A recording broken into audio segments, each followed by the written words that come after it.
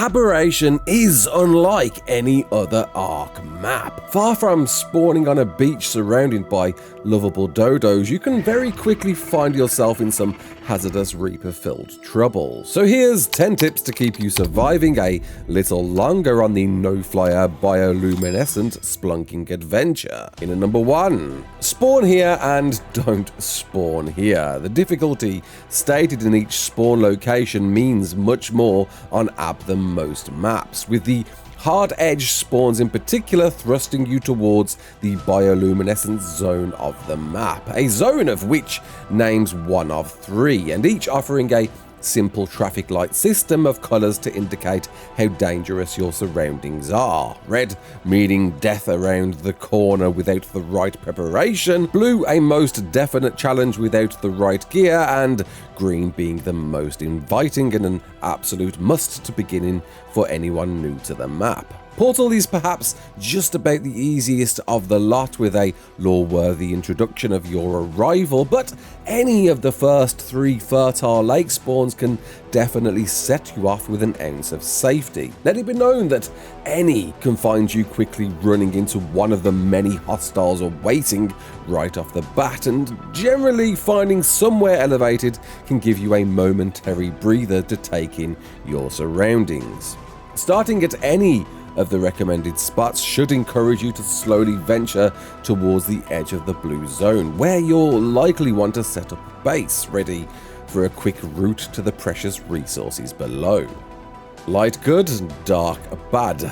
Generally, if something is well lit on Aberration, it means you're just a bit more safer, and the very same can be said with creatures, in particular charge light creatures. Charge light is the necessary tool to keep pesky Nameless at bay, preventing them from spawning and summoning in an eventual subterranean Reaper, and offers a giant damage reduction against both that you'll most certainly need. But pets carrying the same buff double up with enemy and wild max level detection, so should be your go-to tames as soon as possible, with 5 available within the varied regions, and bulldogs tamed with aquatic mushrooms, or better still plant species Z, within the fertile green zones being your likely first available. And very much its polar opposite, the deeper you go, the darker you go, will find you wandering into rock drake and reaper infested caverns with densely populated areas filled with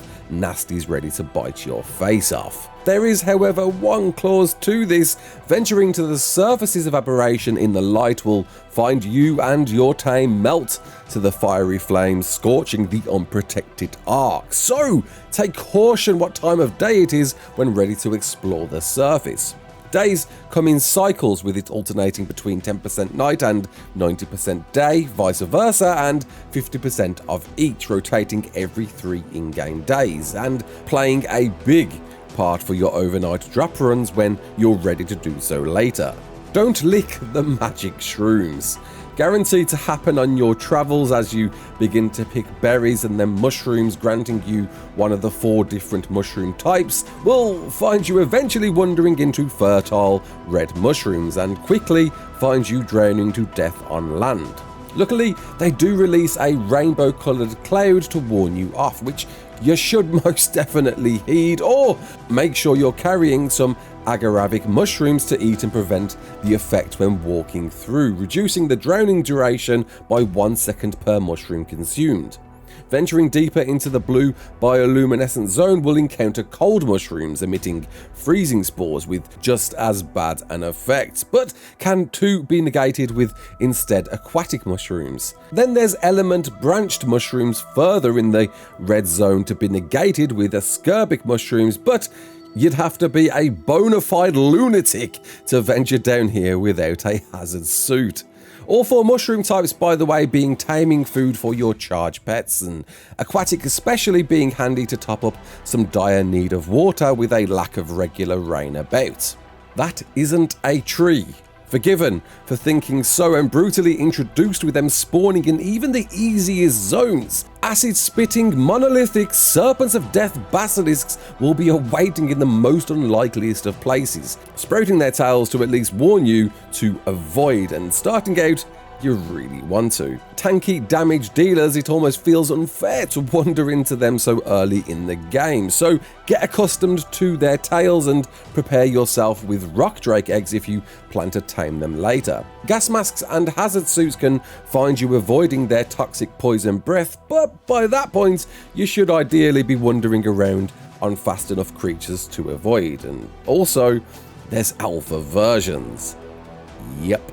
Earthquake's good, but even better downstairs. A headache for any builder trying to line up their structures. The regular occurrence of an earthquake can make for a real game changer in early game, but it all depends on where you are. Easy fertile regions can find loot fall from the skies ranging from wood and stone, crystal and obsidian to blue or green gems, metal picks, swords and even climbing picks. Brave enough to move into the blue bioluminescent regions can grant you red gems, metal, silica pearls and weapons like shotguns and assault rifles. And the lunatics of you in the red zone can find even compound bows and sniper rifles. Just make sure to stay in one place to maximize the drops during an earthquake and don't be standing near an edge at any time on foot. Don't walk, glide.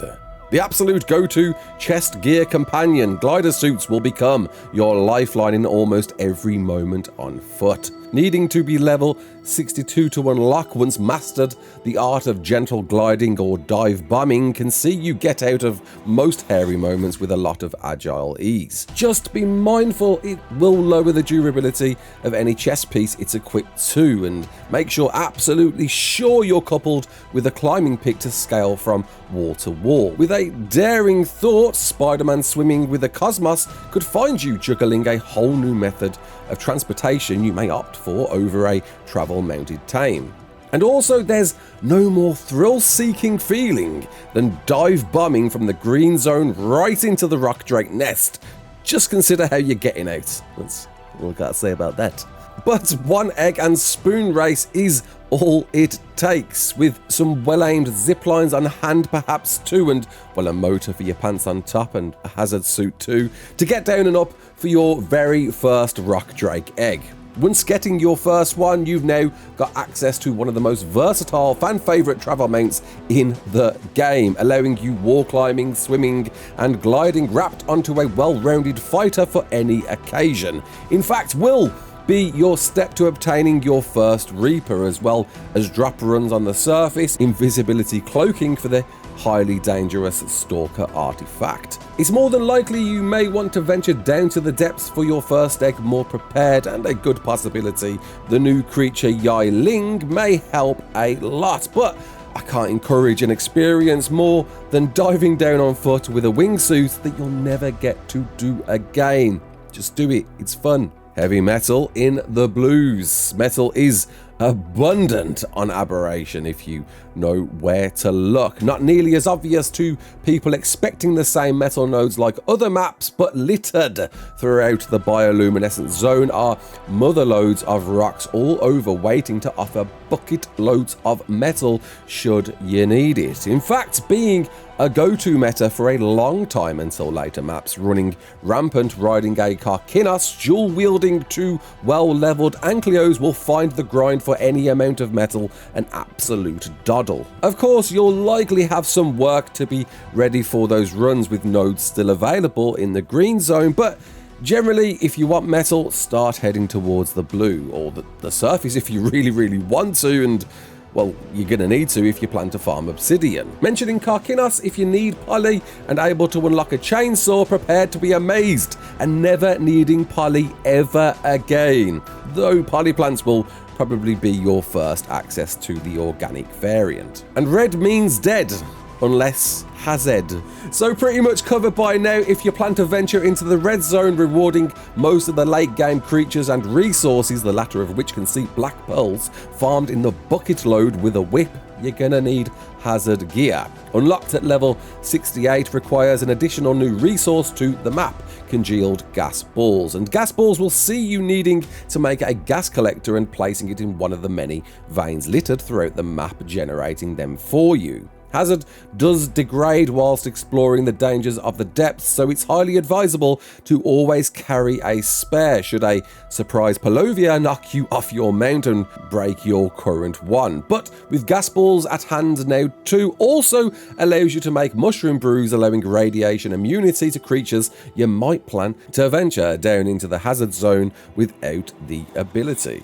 And transferring just got easier. If you plan on transferring on and off the map, unlike its ASE counterpart, ASA Aberration has a new trick up its sleeve to make escaping the Cavern Nightmare a little bit easier. Unlike any other maps ever running static terminals to transfer out were either in the unobtainable without a climber, Reaper infested daylight dying surface areas or radiation filled rock drake guarded depths. But now charge stations come in as terminal access too. On servers you've also got the opportunity of finding any of the loot crate cycling spawns in every region, of which you should really study to learn their locations for boss fights on the fly. But single player, you are no longer stuck to braving the outdoors. A tech transmitter may and will come in very handy for anyone wanting to transfer with some ease, but it's a heavy price to pay if you've not unlocked it yet. Aberration is a whirlwind deep dive adventure with the first real game-changing mechanics to open up new ways of playing ARK. But it's the most prepared you'll want to be for, and I hope these tips have helped. If they have, let me know and hit that like button too. Until the next one, my name's Raasclark. Don't forget to like, share and subscribe, and as always, peace out.